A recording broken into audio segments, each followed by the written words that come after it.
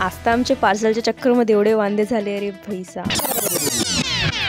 जय श्रीराम मित्रांनो, कसं काय सगळं मजेत ना। तर आज मी सरळ मस्त घरी चालली होती, तेवढ्यात टुरुंग टुरुंग वाजला आणि ईश्वरीचा फोन आला। ते म्हणे मी परतवाडा, तेव्हा मी म्हटलं ठीक आहे आलीस तुला घ्या। Let's go.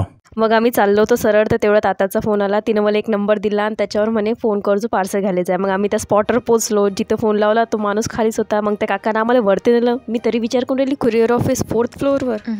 मी म्हटलं जाऊ द्या असं। मग आम्ही वर गेलो आणि वरचा सिनेरिओ पाहिला आम्ही, आमचा रॉंग नंबर लागला होता। आता ना आम्हाला कोणत्या कुरिअर ऑफिसवाल्याचा नंबर दे, बल्कि MSCITच्या इंचार्जचा नंबर दिला होता। मी म्हटलं आता काय बोलावं।